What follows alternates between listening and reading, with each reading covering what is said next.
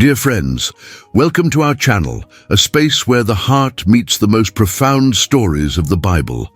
Today, we will unravel a mystery, a narrative so powerful that it sometimes seems to have been forgotten within the pages of time. Prepare yourselves to delve into the life of a man whose faith and love for God were so intense that the heavens opened and the earth trembled. We will speak of Elijah, the prophet who lived in a time of great spiritual darkness, yet shone like a guiding star, showing the way back to the Father's heart. This is not merely an ancient tale. It is an invitation for each of us to reflect upon the strength of divine love and the depth of our own relationships. In a distant kingdom, where idolatry had cast its densest shadows, there arose a man of solemn countenance and piercing gaze. His name was Elijah, and he hailed from a humble region, Tishbe, a place many did not even know. But Elijah's origin mattered little, for his voice was the voice of God, an echo of truth amidst a chorus of falsehoods.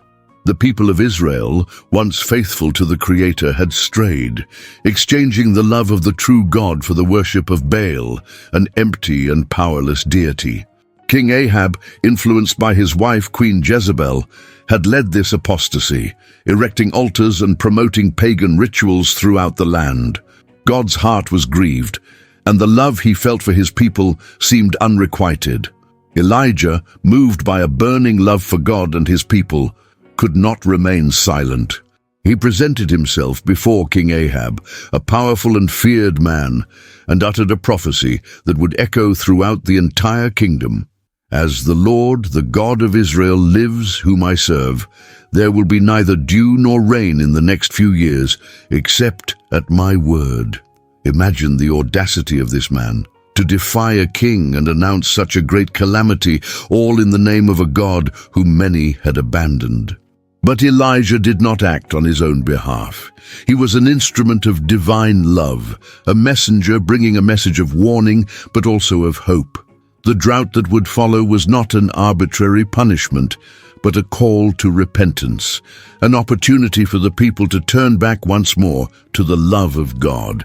With the prophecy delivered, Elijah needed to hide. God, in his loving care, instructed him to go to a brook called Cherith, where he would be fed by ravens. Consider this. Ravens, birds generally viewed as unclean, were used by God to sustain his prophet. This demonstrates that God's love manifests in unexpected ways, employing the common to accomplish the extraordinary. Elijah, in his solitude, learned to depend entirely on God, to trust that the Father's love would provide for all his needs. Every morsel of bread and every sip of water brought by the ravens was a tangible reminder of divine care, an invisible embrace that strengthened him for the challenges to come. But the stream had dried up, the drought was intensifying, and life was becoming increasingly arduous. Elias, however, did not despair. He knew that God's love never fails. Once again, the divine voice guided him, this time to a city called Zarephath, a place beyond the borders of Israel, inhabited by people who did not know the true God. There he would encounter a widow, a woman who, in human eyes, had nothing to offer. She was destitute, on the brink of starvation, and had a young son to support. But God, in his infinite wisdom, chose this woman to be a conduit for his provision and his love. Upon arriving in Zarephath, Elias found the widow gathering firewood. He approached her and asked for a little water and a piece of bread. The woman's reply was heartbreaking. "As surely as the Lord your God lives, there is not a loaf of bread, only a handful of flour in a jar and a little oil in a jug. I am gathering a few sticks to make a last meal for my son and myself, and then we will die." Such despair, such agony. But Elias, with the authority and love of God in his voice, told her, "Do not be afraid. Go home and do as you have said. But first, make a small cake of it for me and bring it to me, and then make one for yourself and for your son. For this is what the Lord, the God of Israel, says: the jar of flour will not be empty, and the jug of oil will not run dry until the day the Lord sends rain on the land." The widow, in an act of faith and love, obeyed. She could have doubted, she could have refused, for after all, what could a stranger possibly know of her plight? Yet something in Elias's gaze, in the conviction of his words, touched her heart. She made the small cake for the prophet, and from that day forward, a daily miracle manifested in her home. The flour and oil never ran out. Each day was a new testament to God's love and faithfulness. This narrative stands as a powerful testament to how love is expressed through generosity, trust, and divine provision. The widow, in her poverty, offered the little she possessed, and God multiplied it, not only for her and her son, but also for the prophet. It is a cycle of love and care that transcends the limitations of human logic. But the story of Elijah and the widow of Zarephath does not end there. One day, the widow's son fell gravely ill and died. Imagine the anguish of that mother. She had witnessed the miracle of daily provision. She had felt God's love in her home, and now her only child was dead. In her distress, she confronted Elijah, saying, "What do you have against me, man of God? Did you come to me to recall my iniquity and to kill my son?" Elijah, with a compassionate heart, took the dead boy from his mother's arms and carried him to the upper room where he was lodging. There, he cried out to God with all his soul, pleading for the boy's life to be restored. He lay on the child 3 times, and the Lord heard Elijah's prayer. Life returned to the boy's body, and Elijah returned him to his mother, alive and well. This is one of the most poignant miracles in the Bible, a testament to the power of God's love that overcomes even death. Elijah, in his profound connection with the Creator, was a channel through which divine love manifested so grandly. The resurrection of the widow's son was not merely a physical miracle, it was a miracle of love, restoring hope and joy to a household consumed by sorrow. The widow, upon seeing her son alive again, exclaimed, "Now I know that you are a man of God, and that the word of the Lord in your mouth is truth." Her faith was strengthened, and her relationship with God deepened even further. This experience teaches us that even in our greatest losses, God's love can bring restoration and new life. This first part of Elijah's journey reveals a God who cares deeply for his children, who provides amidst scarcity, and who restores what seems lost. It is a story of unconditional love, unwavering faith, and miracles that transcend human understanding. Elijah, a man with his own weaknesses and fears, was used by God in extraordinary ways, all because his heart was aligned with the Father's love. He shows us that a relationship with God is not just about rules and rituals, but about a deep connection, complete surrender, and total trust. And it is this trust that allows us to witness the incredible, the inexplicable, the miracle that sometimes seems to have been erased from history, but which lives in every heart that opens to divine love. Stay with us, for Elijah's journey is just beginning, and the coming chapters promise to reveal even more about the transformative power of God's love. Soon, we will unveil what transpired on Mount Carmel, an epic confrontation that would forever change the destiny of a nation. Stay tuned. Having witnessed God's love and provision in the life of the widow of Zarephath, Elijah was poised for the next chapter of his journey. The drought continued to ravage the land, and the people of Israel suffered the repercussions of their idolatry. Yet, God, in his boundless mercy, was about to enact a deed that would not only demonstrate his power, but also beckon his people back into a relationship of love and worship. The stage was set for one of the most epic confrontations in biblical history, Mount Carmel. God instructed Elijah to present himself before King Ahab once more. Imagine Elijah's fortitude, to face the very king who pursued him during a time of such national distress. But Elijah was not alone. God's love propelled him. Upon encountering Ahab, Elijah did not hesitate to confront him. It is you who are troubling Israel, you and your father's house, because you have forsaken the commandments of the Lord and followed the Baals. Truth at times is harsh, but true love remains resolute in the face of wrongdoing. Elijah then proposed a challenge to gather all of Israel at Mount Carmel, alongside the prophets of Baal and Asherah, who dined at Jezebel's table. It would be a direct confrontation, an opportunity for the people to choose whom they would serve, whom they would love. At Mount Carmel, a multitude assembled, both curious and apprehensive. On one side stood Elijah, alone, representing the living God. On the other, 450 prophets of Baal and 400 prophets of Asherah, an army of false worshippers. Elijah, his voice thick with passion for his people, cried out, "How long will you go limping between two opinions? If the Lord is God, follow him, but if Baal, then follow him." What a profound question. How often in our own lives do we too limp between two paths, between God's love and the world's allurements? The people, in their bewilderment, offered no response. It was the moment of decision, the moment to choose true love. Elijah proposed the challenge. Let the prophets of Baal prepare a bullock for sacrifice, but without kindling a fire. He would do the same. The God who answered with fire, he would be the true God. The prophets of Baal accepted, confident in their power. They prepared their sacrifice and began to call out to Baal from morning until noon.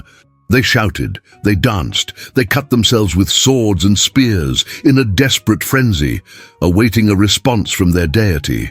But silence was the only reply. There was no voice, no answer, no attention. Elijah, with a touch of irony and sorrow, mocked them. "Cry aloud, for he is a god. Either he is meditating, or he is busy, or he is on a journey, or perhaps he is sleeping and must be awakened." It was a pathetic scene, a demonstration of the futility of an empty love, of a faith devoid of substance. It was Elias's turn. He asked the people to draw near. With a heart brimming with faith and love, he restored the altar of the Lord that had been broken down. He took 12 stones, representing the 12 tribes of Israel, a symbol of the unity and love God desired for his people. He dug a trench around the altar and, in an act of bold faith, requested that 12 pitchers of water be poured over the burnt offering and the wood, filling the trench. This was a way to make the miracle even more evident, to show there was no trickery, only the power of God's love. Water, such a precious resource in times of drought, was used to glorify the Lord's name. Then Elias approached the altar and prayed. His prayer was not lengthy, nor was it filled with ornate words. It was a simple, direct prayer, imbued with love and trust. "O Lord, God of Abraham, Isaac, and Israel, let it be known this day that you are God in Israel, that I am your servant, and that I have done all these things at your word. Answer me, O Lord, answer me, that this people may know that you, O Lord, are God, and that you have turned their hearts back to you." What depth of love! Elias sought no glory for himself but for God. He longed for the people's hearts to turn back to the Father's love, for them to experience the restoration of a lost relationship. And the answer came.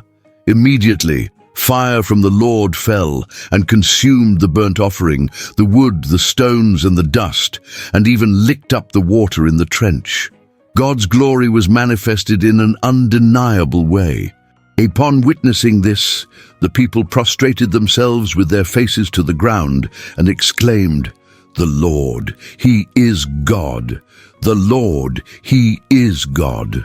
God's love had revealed itself so powerfully that hardened hearts were broken and truth prevailed. It was a moment of repentance and return to the Creator's love. Elias then ordered the prophets of Baal to be seized and taken to the brook of Kishon, where they were executed, bringing an end to the idolatry that had corrupted the nation. Following the victory on Mount Carmel, Elias announced to Ahab that a great rain was on its way. He ascended to the summit of Carmel and prayed, asking God to send the rain. 7 times he sent his servant to observe the sea, and on the 7th occasion the servant saw a small cloud the size of a man's hand rising from the sea. Elias knew this was the sign of God's response.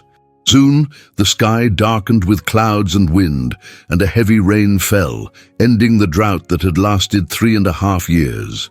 God's love manifested in provision and restoration, bringing life back to the land and hope to hearts.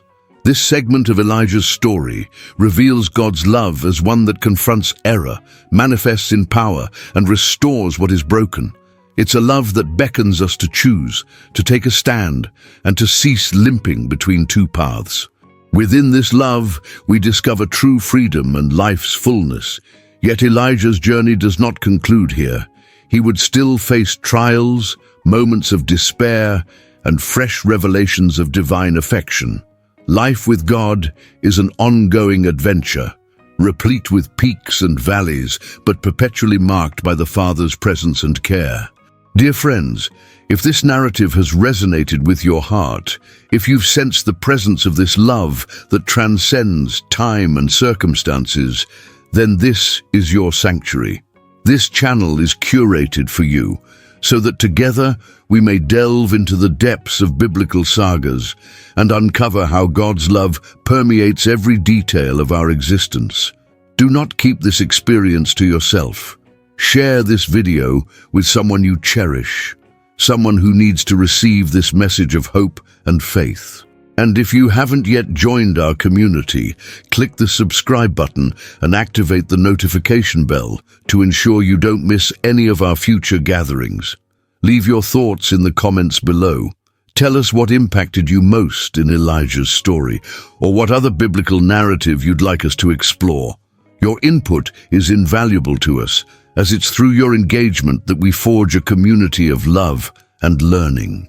Together we are stronger, and together we can disseminate this message of love and transformation across the globe. We are counting on you. The victory on Mount Carmel was spectacular, an undeniable triumph of God's love and power. The people had turned back to the Lord, and rain had returned to the land. It seemed as though everything was resolved, that faith would be restored and the nation would live in harmony with the Creator. However, life does not always follow a linear script of victories. Even the greatest heroes of faith encounter moments of weakness, fear, and solitude. And Elijah, the prophet who defied kings and invoked fire from heaven, would be no exception. His journey still held profound lessons on human frailty and the unwavering faithfulness of divine love. Jezebel, the wicked queen, did not bow before the miracle. Upon learning of her prophet's defeat and demise, her fury ignited like an uncontrollable wildfire. She dispatched a message to Elijah, vowing that within a day, he too would be dead, just like his prophets. Imagine the scene. Elijah, drained from the spiritual and physical battle on Carmel, now faced an imminent threat to his life. Fear, a profoundly human emotion, seized his heart. He who had fearlessly confronted hundreds of Baal's prophets now fled from a single woman. This illustrates that faith does not exempt us from feeling fear, but rather teaches us to trust in God even when fear paralyzes us. Elias fled into the wilderness, to a place of solitude and despair. He sat beneath a juniper tree and asked God to take his life. "Enough, Lord, take my life, for I am no better than my ancestors." What a moment of profound anguish. The prophet who had been so strong, so courageous, now felt utterly depleted, without the strength to continue. He felt alone, misunderstood, and perhaps even abandoned. But God's love does not forsake his children even in their darkest hours of despair. God, in his infinite compassion, did not rebuke Elias for his weakness, but tended to him with tenderness. As Elias slept beneath the juniper tree, an angel of the Lord touched him and said, "Arise and eat." Elias looked, and behold, there was a cake baked on hot stones and a jar of water at his head. He ate, drank, and lay down again. The angel of the Lord touched him again and said, "Arise and eat, for the journey is too great for you." Elias arose, ate and drank, and with the strength from that food he walked 40 days and 40 nights to Horeb, the mountain of God. What a demonstration of love and care! God not only provided physical sustenance, but also empowered him for a profound spiritual journey. He did not leave him alone in his despair, but nourished and guided him toward a transformative encounter. At Horeb, Elias took shelter in a cave, and the word of the Lord came to him. "What are you doing here, Elias?" Elias replied, "I have been very zealous for the Lord, the God of hosts, for the people of Israel have forsaken your covenant, thrown down your altars, and killed your prophets with the sword. And I, even I only, am left, and they seek my life to take it away." Elias felt isolated, as though all his efforts had been in vain. He was discouraged, fixated on his own perceptions of failure and loneliness, but God was about to reveal to him a new dimension of his love and presence. God instructed Elias to go out and stand on the mount, for the Lord was about to pass by. And then a sequence of powerful events unfolded, a great and strong wind that rent the mountains and broke in pieces the rocks. But the Lord was not in the wind. After the wind came an earthquake, but the Lord was not in the earthquake. After the earthquake, a fire, but the Lord was not in the fire. And after the fire, a still, small voice. Elias, hearing the whisper, covered his face with his cloak and went out to the entrance of the cave, and the voice came to him again, "What are you doing here, Elias?" This experience at Horeb marked a watershed moment in Elijah's life. He had anticipated encountering God through grand displays of power, akin to the fire on Mount Carmel. However, God revealed himself in a gentle whisper, a soft and delicate voice.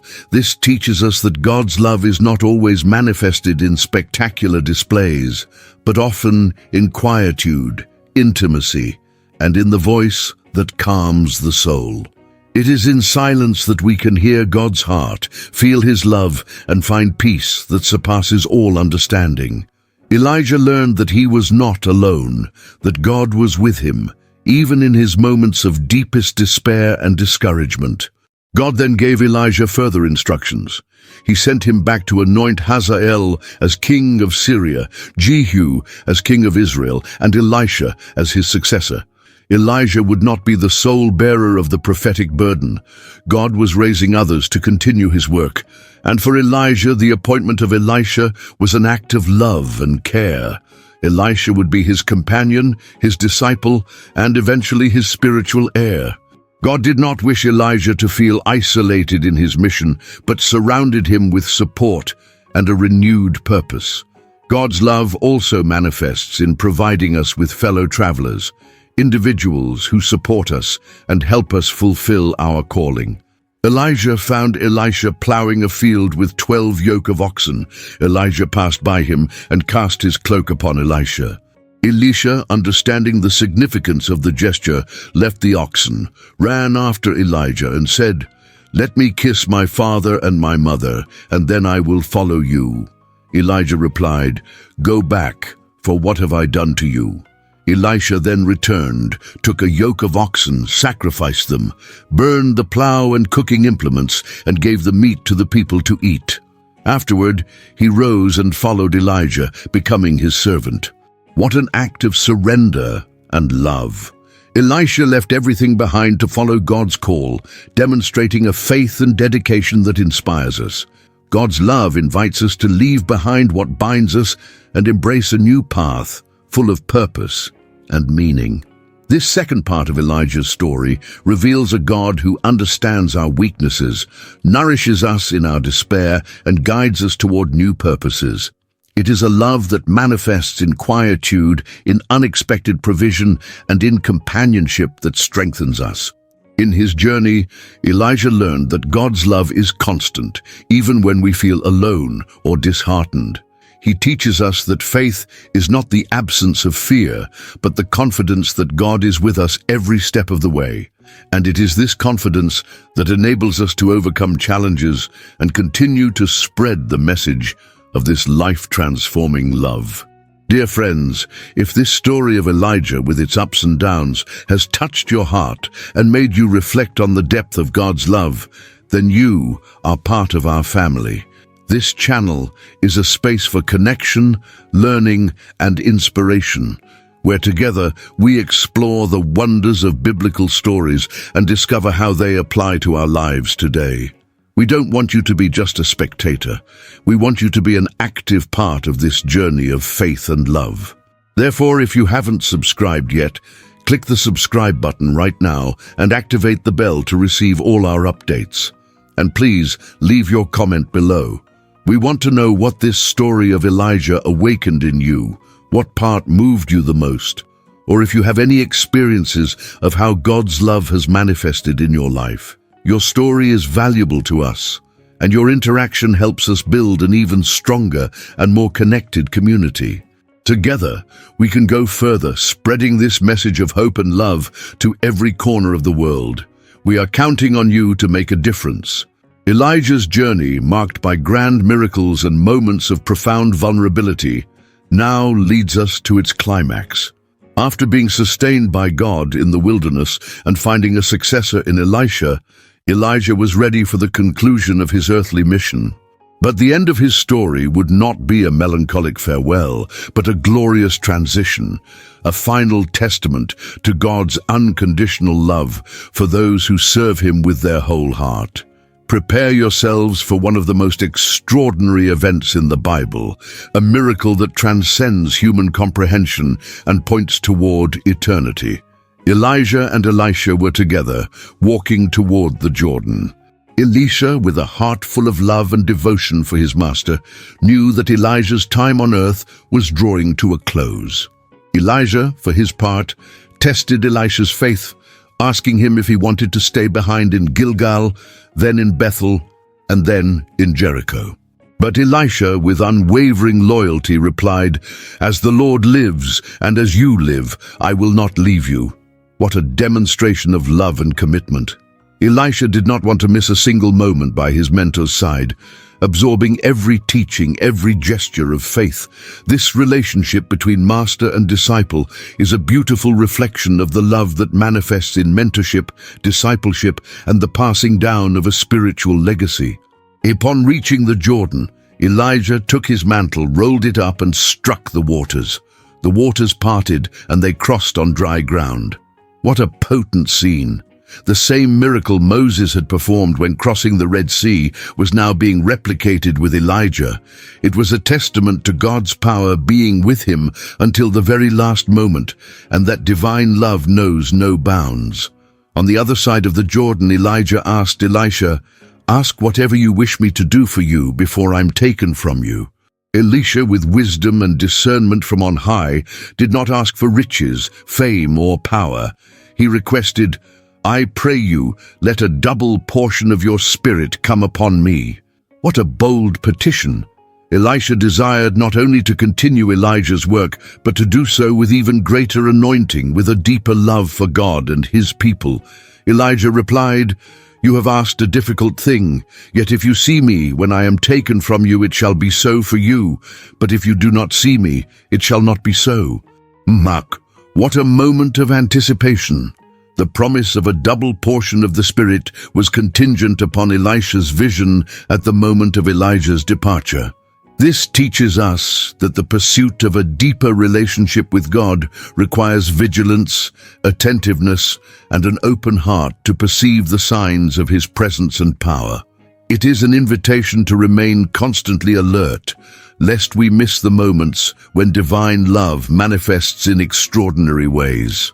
As they walked and conversed, suddenly a chariot of fire with horses of fire appeared and separated them. Elijah ascended into heaven in a whirlwind. What a glorious departure! Elijah did not experience death as other men. He was taken directly into the presence of God in an act of unprecedented love and honor. Elisha, witnessing this, cried out, my father, the chariots of Israel and their horsemen." He tore his garments as a sign of mourning and recognition of his master's greatness. But Elisha did not remain solely in lament. He picked up Elijah's fallen mantle. a symbol of the anointing and power now passing to him. With Elijah's mantle in his hands, Elisha returned to the Jordan and struck the waters, saying, "Where is the Lord, the God of Elijah?"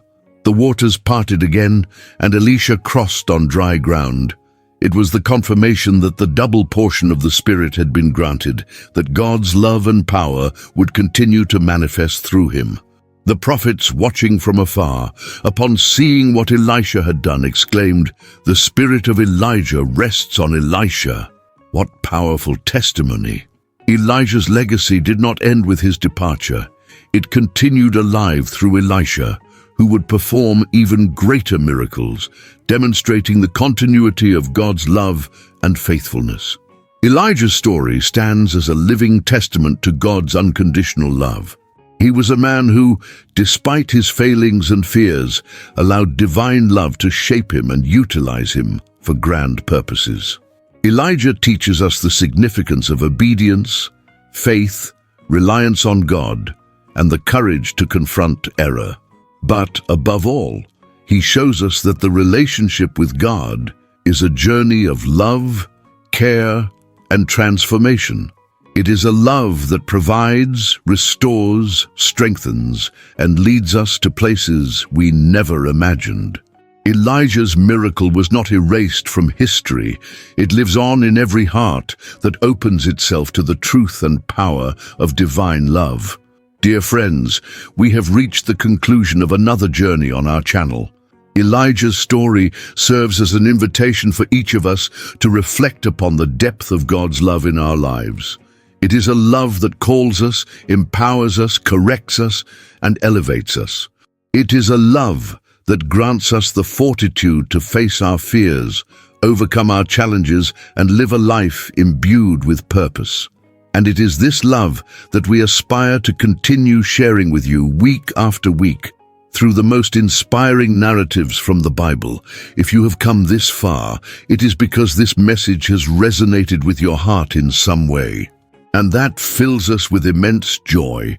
We want you to feel like an integral part of this family, of this space, where God's love is celebrated and disseminated. Therefore, if you haven't yet subscribed to our channel, this is the opportune moment.